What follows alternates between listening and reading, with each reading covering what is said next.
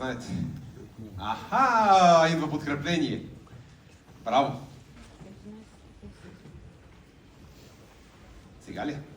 Сега в този момент. Чакай бе, човек. Сигурен ли си? Аха, добре. Чакай сега, тук много документи ми станаха, почвате да ме обърквате вече. Добре. Шеф Моника Тунчева ще ви каже кой ще дойде сега при нас. Сега ще ви представя един български готвач с над 13 години опит в кулинарията, който развива от 2015 година кариерата си в град Лондон. Той е работил в ресторанти с звезди Мишлен, както и е работил в дипломатическата среда. Посланник ли ще дойде? До някъде. Добре, посланник на кулинарията. За него кухнята е въпрос на прецизност и доверие. Моля, посрещнете шеф Асен Ибров.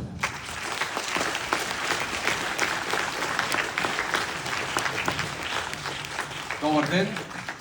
Добър ден. Здравей, Ради. Няма да ви кажа, това е човек, който вчера ми купи последното питие. Не знам дали бях фалирал и нещо беше се случило, но той купи последното питие. Така. Шеф, Да. какво ще правиш ти при нас? Ще си говорим за много хубави неща. Първо, здравейте на всички. Вие, защото тук не се вижда много добре. Не, аз ги виждам всичките. Добре. Боже, поздравни. Днес ще си говорим за вкус, за памет, за емоция, за хубава храна, за интересни зеленчуци. Но преди да започна, искам всички да ви помоля да се затворите очите и да се спомните за един вкус от детството. От детството, вкусът, който ви кара да се чувствате живи. Искам сега всички да го направите. Няколко секунди само.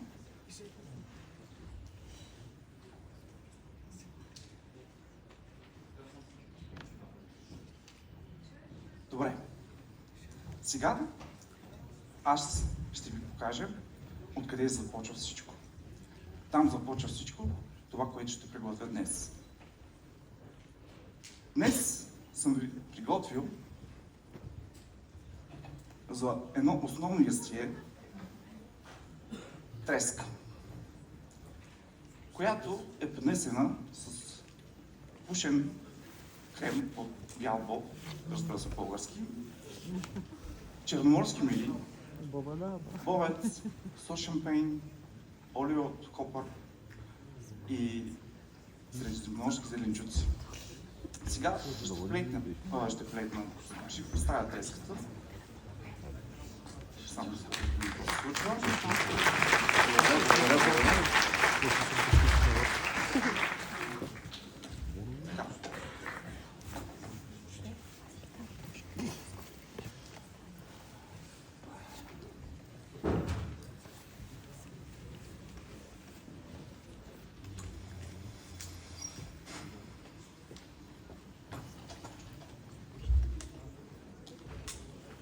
Така. Знаете ли какво е това? Това е монашеска брада. На български е викат тревиста соленка. Донесъл съм се специално от Англия, за да ви я покажа. Какво правя?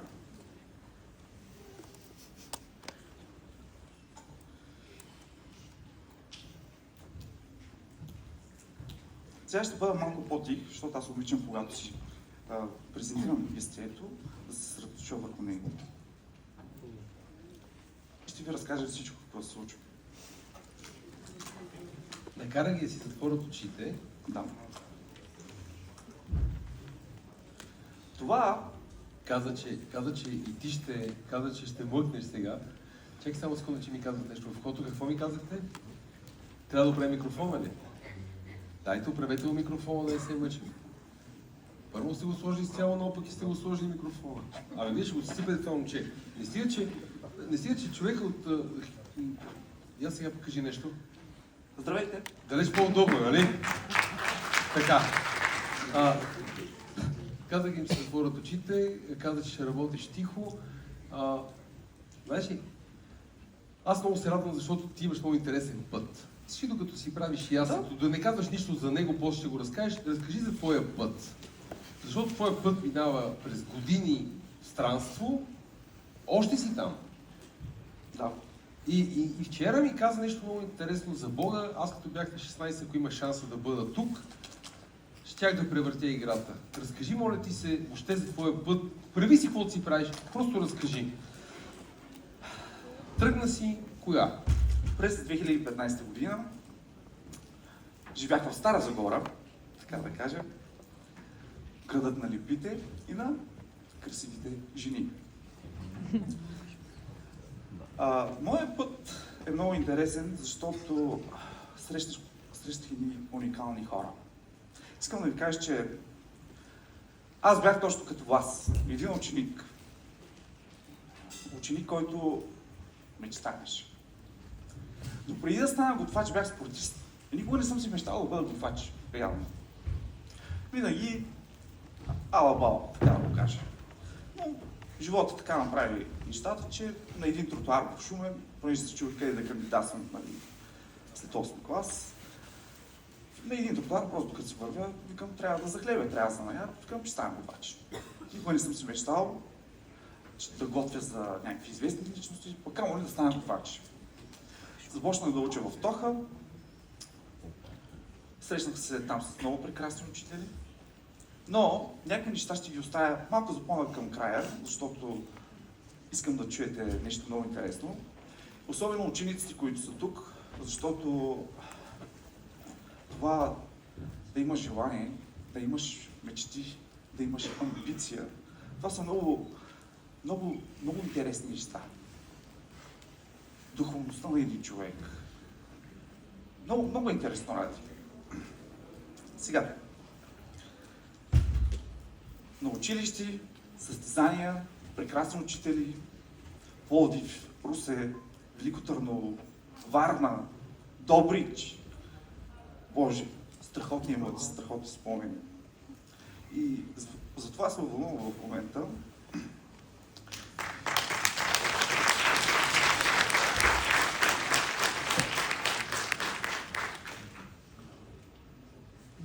Вълнувам се в момента, защото чувството е прекрасно. Емоцията е голяма. Ви сте готини. Ето, говоря, подкрепяте ме. Е това отношение. Много е готино. Така.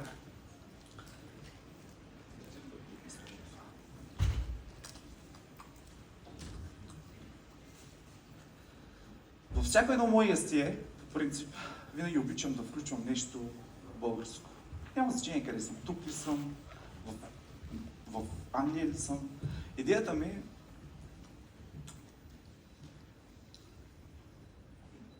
е, защото си нося България в сърцето.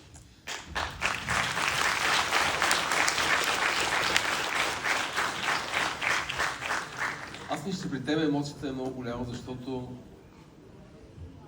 първо си в любимо място в Стара Загора. Второ, отново се видяхме след години, след вчера сме се виждали. И реално погледнато, ние сме си същите, се казва. А там тази емоция няма. Това е носталгия. Това е нещо, което каквото и да направите, може би най-голямото развитие на испанската кулинария е било точно когато хората са отишли, испанските готвачи са отишли да работят в чужбина и се върнаха в Испания и направиха испанската кулинария на ниво, което е в момента на световно равнище. Аз много се надявам хора като теб един ден, нали, да се върнат, както вече виждам Антонио Иванов се завърна, шеф Антонио, той сигурно е тук някъде, не виждам, или се готви за презентация малко по-късно, не знам. Той беше минал по-късно, да. Нали, който се върна в България след... Той беше миналата година, не беше? Ще го покани след. Значи малко по-късно ще бъде година. Така че гледам, че все повече готвачи почват да се връщат и това нещо да променя цялостната картина на кулинарията. А пък и в крайна сметка аз мисля, че стъпка по стъпка ние определяме играта и сме вече готови да я определим. ще разкажеш за малко по-нататък от пътя или ще разкажеш за ястието? Сега. Добре, така. Основното ястие, каква е идеята? Да съчетаем европейското с българската земност. Имаме български боб, имаме черноморски миди, имаме треска, кот, която е една от най-популярните риби в Великобритания. За десерт съм ви приготвил тиквеник. Тиквеник, който винаги, когато го приготвяме, напомня за дома. За дома, за много хубави спомени, за много хубави моменти, за вкъщи. Колко често успяваш да си идваш, бе, човек? Недостатъчно, нали? Да. Да. Недостатъчно. Аз съм ви приготвил една тарталета. Каква е идеята? Защо тиквеник? В момента е сезона на тиквата. Все още е сезона на тиквата. Може да ви приготвим много други различни десерти. Моята идея е да ви представя нещо семпл, нещо нашинско си. Нещо, което всеки един от вас е израснал с този десерт. Сещате ли се вкъщи, когато вашите родители сготвят тиквеника? И то не е този тиквеник, който в момента кумет мати, не знам си какво, нали, печката или, нали, като отворят фурната. Когато помириште канела, тиква, този аромат, който ви кара да си спомните това чувство, колко е хубаво вкъщи, колко е хубаво да си вкъщи. Сега, приготвям десерта, искам просто да ги направя, за да си говоря малко повече с вас. Това ми е идеята.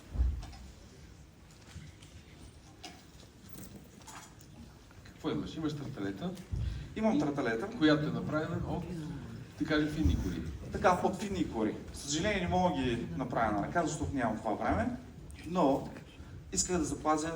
Идеята на този десерт тръгна, защото трябва да го представя на едно интернационално ниво. Много интересно, с много различни гости на една много голяма маса. И хората, нали, главното лице, което искаше да направя нещо, каза: "Сен, искам да направиш нещо българско, което да се запомни." И аз казах: "Добре." И когато казах "добре", реших да направя тиквеник. Излезнах и презентирах тиквеника по начина, който ми напомня на мен. И знаете ли какво стана? Много яко. Получи се. Аз се притеснявах и помах. И хората бяха много щастливи. Да, разказах, че сме израснали с този десерт. Не само аз. Ти. Знаеш ли, че когато излезеш и разкажеш приказката, обикновено в латински му казвате fairy tale, нали, Да. на продукта, и хората има добавена стойност, има разказа за това. В момента, когато има кулинарни състезания и всякакви други неща, едни от най-важните критерии да могат да го презентират продукта. Точно така. Само искам да направя нещо, понеже обичам да го правя. Давай, Ти го обичаш. давай. Мачик. Магия, чувство, любов, спомени. Много яко. Тук имам мед. Тиква, орехи, мед, кори, запаница. Това е. И какво правим? Меда олицетворява нашите спомени. Огледалото. Какво ще кажеш, Ради? Много е. Аз, защото гледам от първа линия и съм най-щастливият човек, нали? Сещаш, аз съм си събрал възможност да бъда на първия ред.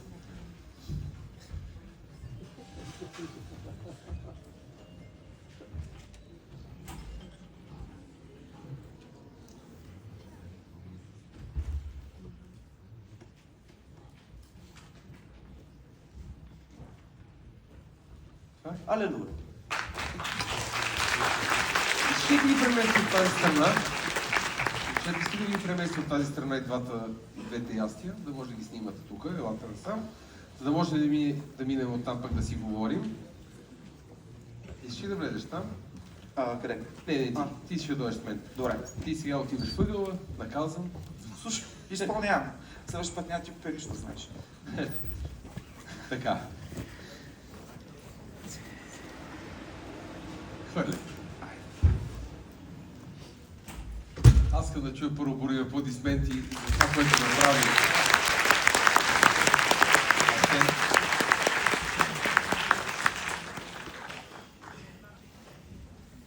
Аз, ако не чуя въпроси от Стара Загора, си тръгвам. Човек от Стара Загора, който отиде и покори Англия. Сега в момента къде си, точно в този момент? Къде работиш в този миг? В момента работя за една от най-големите енергийни компании в света. Не искам да изпълнявам. Няма да споменаш името. Да. Работа е много отговорна. В момента съм там на позиция за местен главен готвач. Занимавам се все още с българското посолство в Лондон и посрещам всички дипломатически лица от корпуса в България и Великобритания. Много готино, интересни хора. Само да кажем, че работим в ресторант, тази голяма компания, той се води алакарт ресторант, нали не е по маса, където обикновено се правят едни сделки за хикс милиарди в световен мащаб и той работи в алакарта на този ресторант. Иначе компанията не е голяма, в смисъл едно от 1500-2000 човека на ден да изхранвате, не е голяма, какво па толкова. Така, нещо като наш хотел да Слънчев бряг. Много интересно, къде сме ни еволюция на вкуса. Много хора говорят за еволюция, но еволюцията, идеята е не да върви напред. Еволюцията е да се върнеш назад. Къде те връща еволюцията? Откъде започва? Нашите корени, нашите спомени, нашите моменти. Защо ме накарах да затворите очите? Защото аз това го правя. Аз го правя така неща. Аз затварям очи. Или приемам днешно време не ги затварям очи, защото вече ги виждам право в глава. Което е шампо. Мисля, че ти ще ме разбереш най-добре. Не, аз ще разбера, защото аз като получа факс нощно време в 2 часа, примерно, ставам, така, отивам, отварям цеха и почвам да правя нещо. Сутринта съм преспал там на някакъв стол. Идват колеги и питат какво прави. Аз казвам на това нещо, така го наричам го визионерство. Искам да ви кажа, да ви посъветвам. Позволяваш ли? Винаги. Добре. Значи, виж сега, ти си в позицията, че имаш право. Получил ли си хедсет, имаш право да съветваш. Вижте, учениците, искам учениците да също да слушат много, защото за накрая това, което ви казах, за мой житейски кулинарен път, първо, желанието. Желанието е нещо много важно. Желанието ви крепи да постигате всичко това, което искате. Но не само желанието. Защо? Желанието ви крепи да постигнете успех. Амбициите. Амбициите са нещо прекрасно, но в същото време и нещо много лошо. Защото човек може да се подведе много жестоко, когато си прекалено амбициозен. Но е нещо и също много интересно. Устойчивостта. Устойчивостта е много важна. Защото устойчивостта ви изгражда като личност. Желанието ви изпраща към устойчивостта и устойчивостта ви завършва като дадената личност, човек. Дума. Само ще кажа, че емоцията, в която са в периода, в който са ученици, то е стихия. Стихията обикновено е някакъв тип бедствие. Дали ще е торнадо, наводнение, пожар, без значение ураган, то е бедствие. Ако успееш да овладееш тази стихия, после е много важно да успееш да бъдеш последователен. Точно така. Не забравяйте, че в нашата професия трябва да има много морал. Много морал, защото вие в кухнята, доста често го казвам, тук Станко ще го потвърди някъде, вие може да убиете цялата с една храна за гостите. И докато един доктор може да убие един-двама души при трансплантация максимум. Така че ние сме много отговорни и трябва да знаем какво правим. Бъдете стихия но мислете какво правите. За да може да имате правилната... Познавайте продукти, познавайте технологията, научете да готвите базовите неща, за да може да отидете в космоса. Няма как да не може да ходите и да искате да летите. Учете алергени, продукти, както каза, спомена Ради. Всичко. Интересуйте се кое и как се приготвя, защо се приготвя, кой сос, какъв сос. Ама защо това олио използвате, защо тези подправки използвате. Интересуйте се от тези неща. Това ви изгражда. Учителите ви казват учете. Аз няма уча това, но не, учете.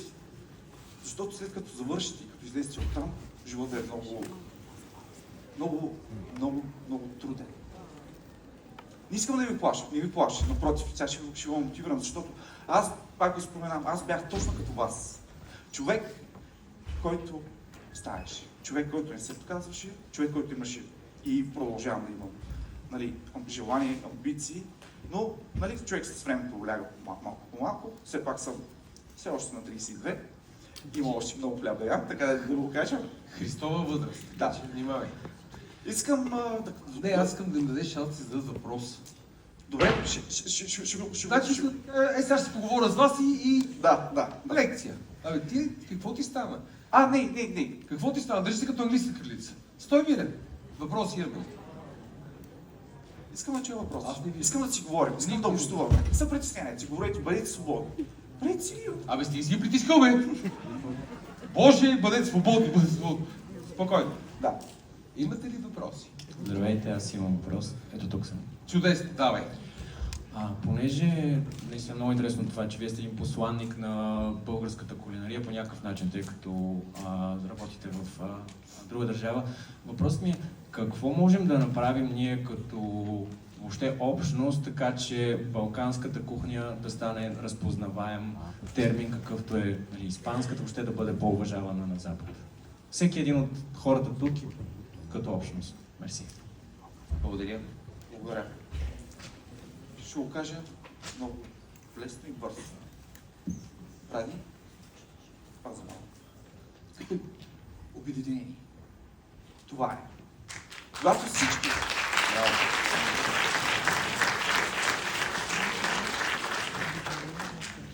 Когато всички сме едно цяло, говоря учители, готвачи, бармани, няма значение. Когато всички сме така, нещата стават много бързо. Не може един човек да бяга срещу една планина. Но сборна дружина до една позиция. Така.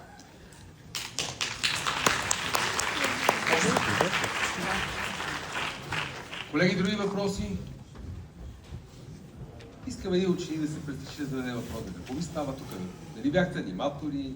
Подставени лица имаше вчера? Казахме, че ще задавате въпроси.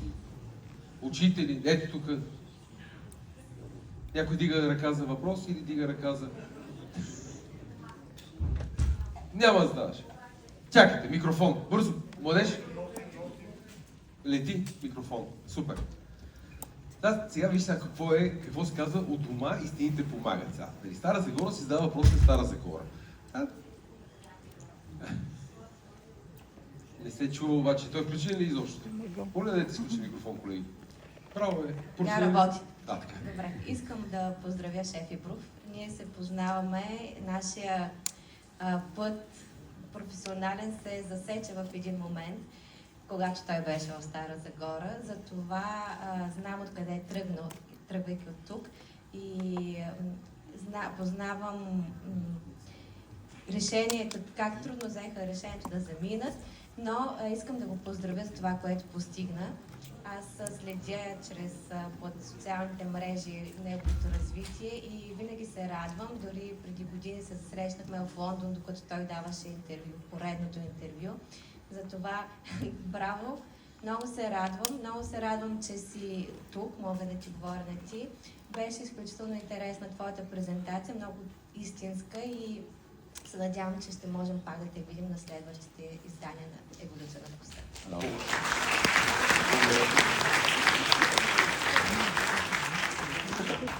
Ало, чувам. Ало! Хюстън! Да, hello. Да. Стара Загора, we have a problem. Просто някакви... Давай, получаваш факсове. Да, факсовете дойдоха. Да, така. Житейският ми път кулинарен ме накара, връщам се към края и от началото към края, от края към началото. Така, житейският ми път ме срещна с едни, би казал, най-добрите шефове в България. Затова в момента, Ради, позволяваш? Да, позволявам всичко Добре. да направиш. Какво искаш да направиш? Искам. Ти само Искам да поканя позволяваш ли без да знам какво? шеф Йонко Дяков, шеф Тони Иванов, шеф Петър Йоргов. Браво! Бобек Зарков. Като сте чули името, елате на сцената, защото няма как. Значи, като сте чули името, елате на сцената, защото какво да поканя и къде ще ги поканиш? Го вас и елате на сцената. Помни го този, като маймун слиза оттам. Това е Йонко Дяков. Айде, организирайте се малко. Я така, малко организирайте се. Екзарко, какво ти си забул, бе? Тия старши номера. Да свети името ти. Ела по чорапи. Боже, къде е Петър Йоргов, къде са Тони Иванов? Тони и Пепи. Идват от Да. така.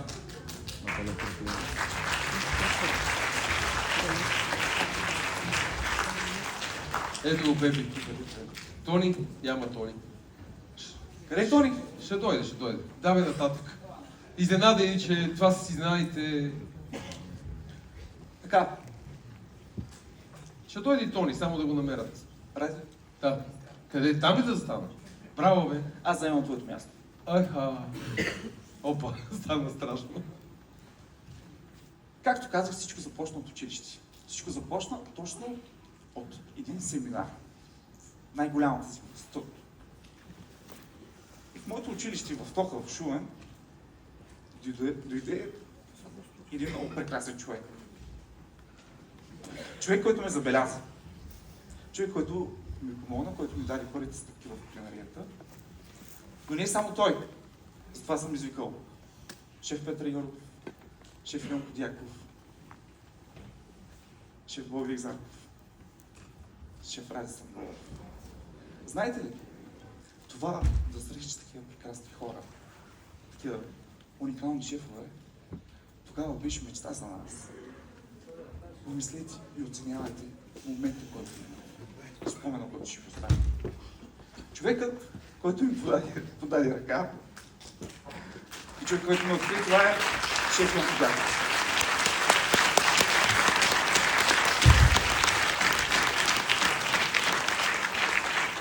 Само искам да помоля Тони да го намерите и да дойде на сцена. Надявам се да дойде Тони. Просто много организационен този човек.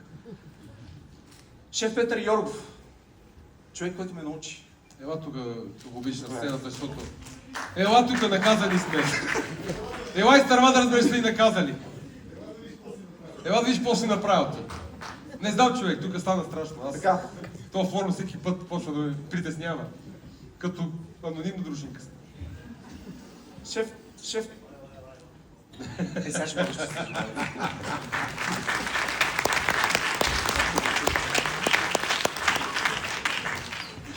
Шеф Тони Иванов.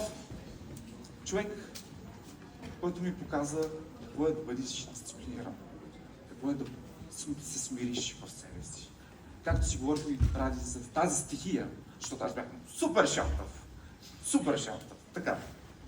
Все пак, още го.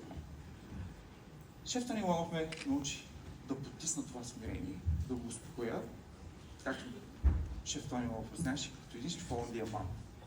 Човек, който също ми подаде ръка в кулинарията, човек, който направи много неща също това мен.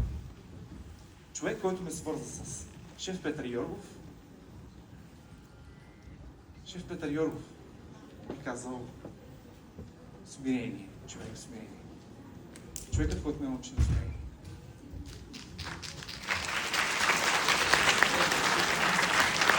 Само искам да спомена още няколко, ще бъда много бърз. Пламен Петров, уникален. Първата кухня, в която изобщо влезнах през живота си. Гранд Хотел Варна. Стоян Кирив. Първият път, когато си порязах изобщо в живота си, трябваше да реже Джорджа, той му вика, може да реже Джорджа? Викам, съм пробвам, съм срязан. Но прекарах едни страхотни 3 дълги седмици там, за да видя какво е наистина кухня. Кой ме изпрати? Шеф Йонко Дяков.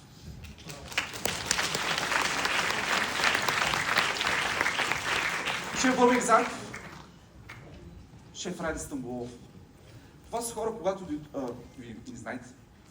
Това са хора, когато бяха дошли в Стара Загора и ни представяха различни еволюирани десерти. Тогава, когато ги видях тези десерти, си казах, значи може да правим каквото си искаме. И както казах, горе почнаха факсовете. Вие разбирате ли защо къде сте и кои хора изобщо стоят пред вас?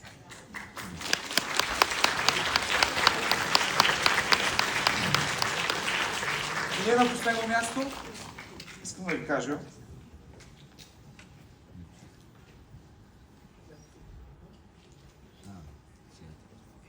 това беше моята истина и аз се поделих с вас.